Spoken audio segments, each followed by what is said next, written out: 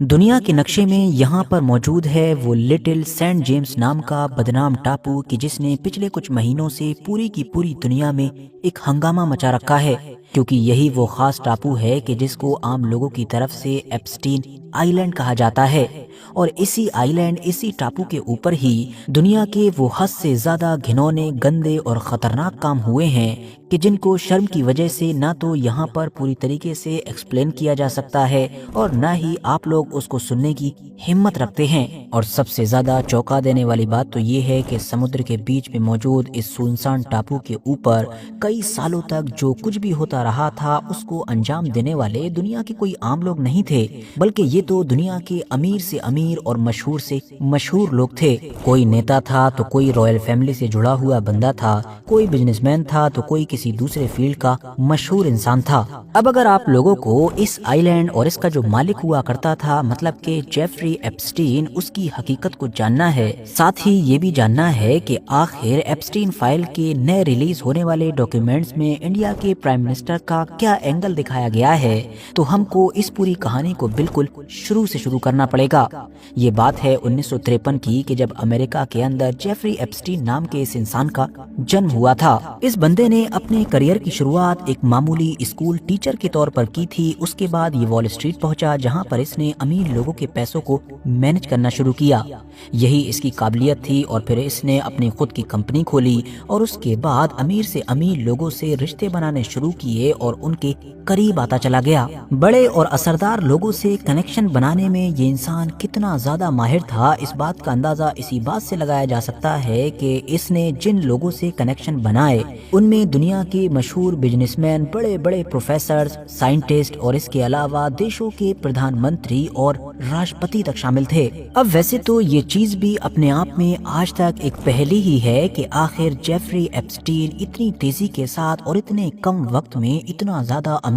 کیسے بن گیا تھا۔ آخر اس نے اتنی آسانی کے ساتھ اتنے کم وقت میں اتنا بڑا ایمپائر کیسے کھڑا کر لیا تھا؟ جیسے بھی کیا ہو لیکن کر تو لیا ہی تھا، اور پھر اسی ایمپائر کے ذریعے سے اس نے دنیا کے امیر، طاقتور اور اثردار لوگوں سے کنیکشن بنائے تھے۔ اور اسی کے بعد ہی ہماری اس کہانی میں انٹری ہوتی ہے اس ٹاپو کی کہ جس کا ذکر بالکل شروع میں کیا گیا تھا، جی ہاں، جو جیفری ایپسٹین کا اپنا پرائیویٹ آئی لینڈ تھا۔ جیفری ایپسٹین کا یہ آئی لینڈ مانو تسکری، نابالغ بچیوں کے یون شوشن اور یون اپرادھوں کا ایک اڈا ہوا کرتا تھا۔ دنیا کے باقی علاقوں سے چھوٹی اور بہت کم عمر بچیوں کو بہلا پھسلا کر یا باقی طریقوں کا استعمال کر کے اس آئی لینڈ پر لایا جاتا تھا، اور پھر یہاں پر لا کر زبردستی یا پھر دوسرے طریقوں کا استعمال کر کے ان کے ساتھ وہ سب کچھ کیا جاتا تھا کہ جو یہاں پر ایکسپلین نہیں کیا جا سکتا ہے۔ دنیا کے جتنے بھی امیر، اثردار اور طاقتور لوگ تھے کہ جو جیفری ایپسٹین کے کنیکشن میں تھے یا اس کے دوست ہوا کرتے تھے یا اس سے کلوز ہوا کرتے تھے،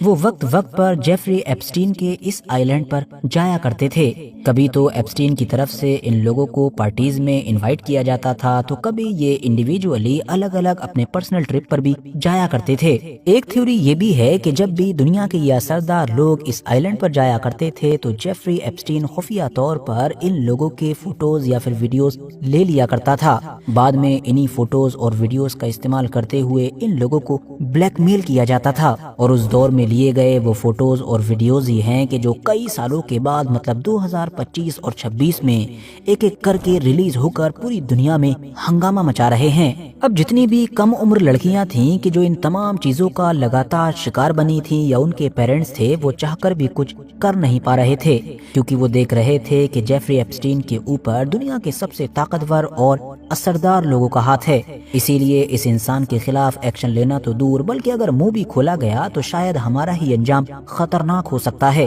لیکن 2005 میں اس وقت بڑا موڑ آیا کہ جب انہی چیزوں سے گزرنے والی ایک لڑکی نے ہمت کرتے ہوئے آخرکار دنیا کے سامنے منہ کھول ہی دیا۔ تب جا کر ہماری دنیا کو پہلی بار جیفری ایپسٹین کے تمام کالے کارناموں اور اس کے اس خطرناک آئی لینڈ کے بارے میں پتا چلا۔ پوری دنیا کو لگا تھا کہ اب تو جیفری ایپسٹین کا بھانڈا پھوٹ چکا ہے، اس کے خلاف تمام ثبوت بھی ہیں، تو اسی لیے اب وہ کبھی بھی اپنی زندگی میں جیل سے باہر قدم رکھ ہی نہیں سکے گا۔ لیکن تمام لوگ غلط سوچ رہے تھے، کیونکہ جیفری ایپسٹین کے اوپر دنیا کے حد سے زیادہ طاقتور اور اثردار لوگوں کا ہاتھ تھا، اسی لیے صرف اور صرف 12 سے 13 مہینے کے بعد ہی جیفری ایپسٹین ایک بار پھر سے جیل سے باہر आ चुका था और पहले की तरह ही खुलेआम एक नॉर्मल जिंदगी गुजार रहा था। ठीक 6 साल के बाद मतलब 2011 में एक बार फिर से कई लड़कियों ने जेफरी एप्स्टीन के खिलाफ मुहिम शुरू की और इसके खिलाफ लगातार बोलना शुरू किया, लेकिन इस चीज का भी जेफरी एप्स्टीन के ऊपर कोई फर्क नहीं पड़ा। वो बिल्कुल पहले की तरह ही आजादी के साथ घूमता रहा। 2018 में फिर मीडिया ने भी एप्स्टीन फाइल के ऊपर बड़ी बड़ी रिपोर्ट छापनी शुरू की,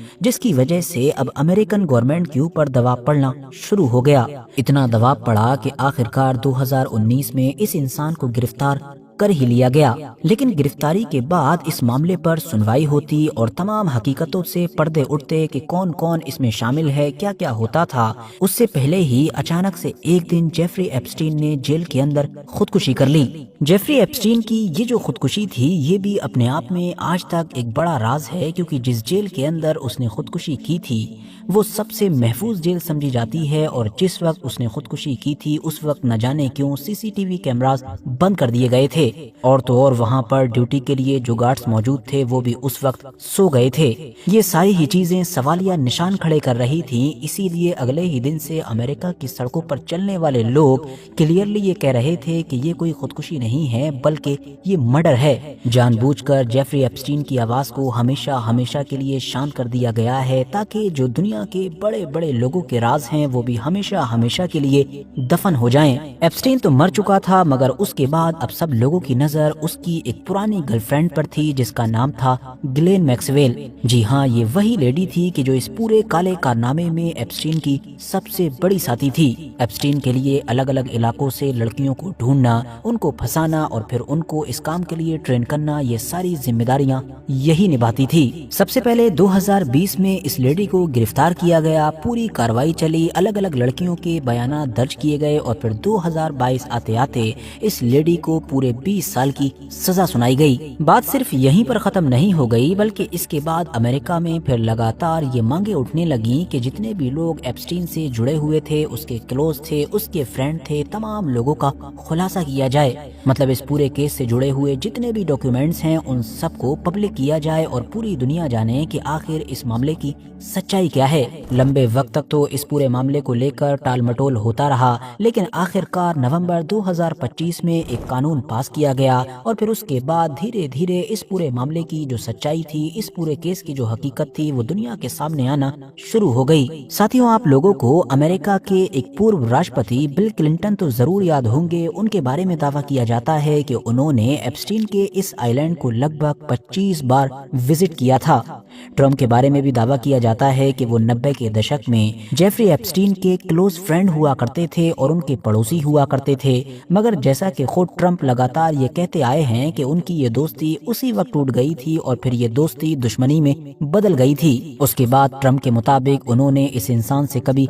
कोई ताल्लुक नहीं रखा है। लेकिन अब अगर बात की जाए इस केस से जुड़े हुए उन डॉक्यूमेंट्स की कि जो हाल ही के दिनों में अमेरिका की तरफ से बारी बारी से रिलीज किए जा रहे हैं, तो इनके रिलीज होने के बाद दुनिया के जो चंद मशहूर लोग सबसे ज्यादा सवालों के घेरे में आए हैं उनमें से एक नाम है माइक्रोसॉफ्ट वाले बिल गेट्स का। जी हाँ, वही कि जो आजकल दुनिया के सबसे अमीर लोगों में गिने जाते हैं। वैसे तो कुछ दिन पहले ही जब अमेरिका की तरफ से इस केस से रिलेटेड डॉक्यूमेंट्स की पहली खेप रिलीज की गई थी, तब ही बिल गेट्स के बहुत सारे ऐसे फोटोज वायरल होना शुरू हो गए थे कि जिनमें उनको लड़कियों के साथ देखा जा सकता था। और अब जब दोबारा से अमेरिका की तरफ से एप्स्टीन केस से रिलेटेड और भी ज्यादा डॉक्यूमेंट्स रिलीज किए गए हैं, तो यहाँ पर भी न सिर्फ कई बार बिल गेट्स का नाम मौजूद है बल्कि उनके नाम के साथ बहुत सारा मटेरियल भी मौजूद है। खास तौर से इस बार एक ईमेल काफी चर्चाओं में है कि जिसमें एप्स्टीन की तरफ से लिखा गया था कि बिल गेट्स ने रशियन लड़कियों के साथ रिश्ते बनाए थे, जिसकी वजह से फिर बिल गेट्स को एसटीडी मतलब जो कि एक बीमारी है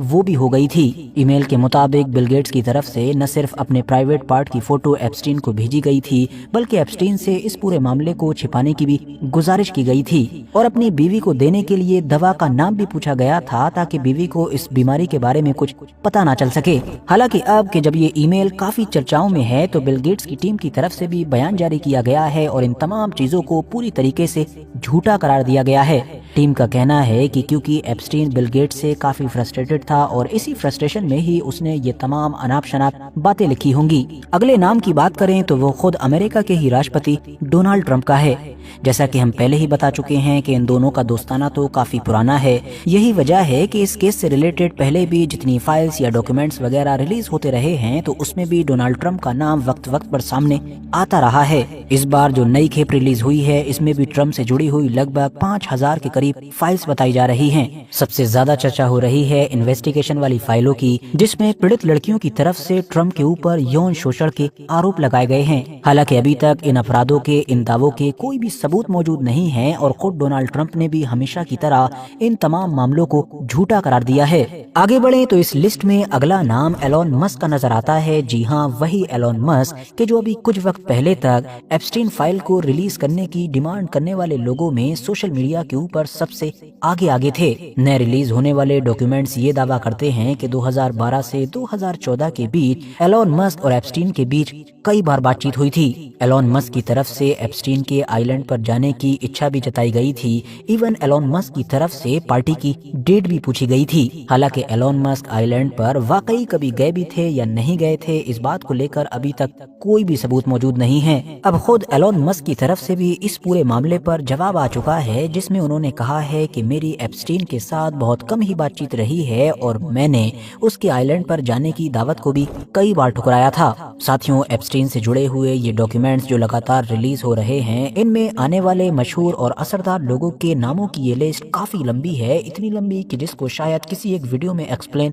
किया भी नहीं जा सकता है। मगर हाँ, यहाँ पर आप लोगों के लिए ये समझना भी जरूरी है कि आजकल सोशल मीडिया के ऊपर ये जो बार बार आप नए नए लोगों के नाम सुन रहे हैं कि फलां का नाम भी एप्स्टीन फाइल के अंदर है, फलां का नाम भी एप्स्टीन फाइल में आ गया है, तो इनको देखकर इसका मतलब ये हरगिज भी ना निकालें कि जिस भी बंदे का नाम इन फाइल्स, इन डॉक्यूमेंट्स में आ रहा है वो उन तमाम चीजों में इन्वॉल्व है, वो उन तमाम चीजों में शामिल है कि जो एप्स्टीन की तरफ से की जाती थी। बल्कि मामला ये है कि अगर एप्स्टीन ने अपनी जिंदगी में किसी से बातचीत करते हुए ईमेल में किसी दूसरे इंसान का भी जिक्र किया है, तो वो जो इंसान है कि जिसका ईमेल में जिक्र हुआ है उसके बारे में भी यही कहा जा रहा है कि इसका नाम एप्स्टीन फाइल में आ गया है। जो बात टेक्निकली सही भी है क्योंकि भाई डॉक्यूमेंट्स में तो है, लेकिन उस सेंस में बिल्कुल भी सही नहीं है कि जिस सेंस में लोग आमतौर पर समझ रहे हैं। अब अगर इंडिया पर आए तो इंडिया के अंदर भी मीडिया और सोशल मीडिया पर पिछले कुछ दिनों से अचानक से इस एप्स्टीन फाइल की उस वक्त ज्यादा चर्चाएं होने लगी कि जब नए रिलीज होने वाले डॉक्यूमेंट्स में एक ईमेल नजर आया। इस ईमेल में एप्स्टीन कतर के किसी ताकतवर इंसान से बातचीत कर रहा है और इसी बातचीत में उसने इंडिया के प्राइम मिनिस्टर नरेंद्र मोदी का जिक्र किया है। एप्स्टीन कतर के उस ताकतवर इंसान से बातचीत करते हुए कहता है कि प्रधानमंत्री नरेंद्र मोदी ने मेरी सलाह ली थी और राष्ट्रपति डोनाल्ड ट्रंप के फायदे के लिए इजराइल में नाचा गाया था। वो दोनों मतलब के पीएम नरेंद्र मोदी और राष्ट्रपति डोनाल्ड ट्रंप कुछ हफ्तों पहले मिले भी थे और ये काम कर गया। अब जिस ईमेल में ये सब कुछ कहा जा रहा है उसकी तारीख 6 जुलाई 2017 की है और प्राइम मिनिस्टर नरेंद्र मोदी 4 जुलाई 2017 से लेकर 6 जुलाई 2017 तक इजराइल में थे। ये किसी भी इंडियन प्राइम मिनिस्टर की तरफ से इजराइल का पहला दौरा था और इससे कुछ दिन पहले ही प्राइम मिनिस्टर नरेंद्र मोदी ने अमेरिकी राष्ट्रपति डोनाल्ड ट्रंप से मुलाकात की थी। अब जैसे ही इस ईमेल पर चर्चाएं शुरू हुई और खासतौर से इंडिया की जो अपोजिशन पार्टी है मतलब के कांग्रेस, उसने इस ईमेल को लेकर सवाल पूछने शुरू किए, तो फौरन ही इंडिया के विदेश मंत्रालय की तरफ से इस पर जवाब दिया गया और जवाब क्या दिया वो आप लोग खुद देख सकते हैं। हमने तथाकथित एप्स्टीन फाइल्स के एक ईमेल मैसेज की रिपोर्ट देखी है जिसमें प्रधानमंत्री और उनके इजराइल यात्रा का जिक्र है। जुलाई 2017 में प्रधानमंत्री की इजराइल की आधिकारिक यात्रा के अलावा ईमेल में बाकी बातें एक दोषी अपराधी के बकवास से ज्यादा कुछ नहीं है। इन्हें उसी तिरस्कार से नजरअंदाज करना चाहिए जिसके वो लायक है। तो आप क्लियरली देख सकते हैं कि इंडियन गवर्नमेंट की तरफ से कहा गया है कि इस ईमेल के अंदर इंडिया के प्राइम मिनिस्टर नरेंद्र मोदी का 2017 में जो इजराइल का दौरा हुआ था उसको छोड़कर बाकी जितनी भी चीजें मेंशन की गई हैं वो एक अपराधी की तरफ से की गई बकवास के सिवा कुछ भी नहीं है। تو دوستو یہ تھی جیفری ایپسٹین اور اس کے بدنام آئیلینڈ سے جڑی ہوئی پوری کہانی کہ جس کو ہم نے آپ کے سامنے بہت ہی شارٹ میں رکھنے کی کوشش کی ہے۔ باقی یہ تو ابھی صرف شروعات ہے، کیونکہ آگے جیسے جیسے اس کیس سے جڑے ہوئے نئے نئے ڈاکیومنٹس ریلیز ہوتے جائیں گے، نہ جانے کون کون سے بڑے بڑے خلاصے ہوتے جائیں گے۔ باقی اس پورے معاملے پر آپ لوگوں کی کیا رائے ہے کامنٹس باکس میں ضرور بتائیں۔ ویڈیو اگر جانکاری سے بھرپور لگی ہو تو لائک کر سکتے ہیں، دوستوں کے ساتھ شیئر کر سکتے ہیں۔